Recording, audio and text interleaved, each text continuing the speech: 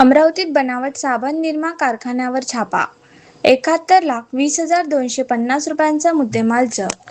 Police आयुक्त अमरावती शहर यांच्या आदेशान्वये शहरातील सर्व प्रकारच्या अवैध धंद्यावर सातत्याने कारवाई सुरू असून आज 5 मे मंगळवार रोजी गुन्हे शाखेचे पोलीस निरीक्षक संदीप चव्हाण यांना मिळालेल्या गुप्त माहितीच्या आधारे गुन्हे शाखेच्या पथकाने बळगाव पोलीस स्टेशनवरील चांदूर बाजार रोडवरील नवा अकोला परिसरात सुरू असलेल्या बनावट साबण व निरमा बनविणाऱ्या कारखान्यावर छापा टाकला.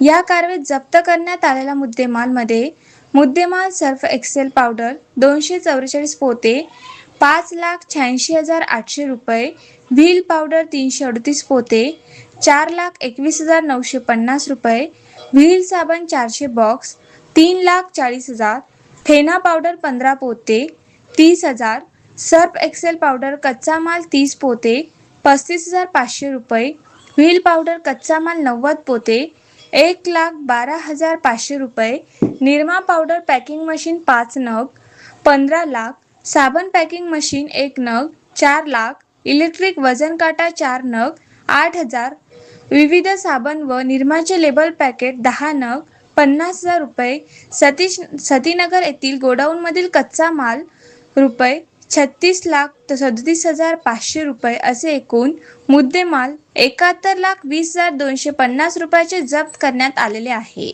सदर ठिकाणावरून ताब्यात घेण्यात आरोपीमध्ये जुनेद खान यासिन खान, प्रफुल्ल विठ्ठलराव डोंगरे, शेख मुन्नीर, शेख सलीम शेख असे आहे. या आरोपीकडे सदर कारखाना चालविण्यासाठी कोणताही अधिकृत परवाना नसल्याचे निष्पन्न झाले आहे.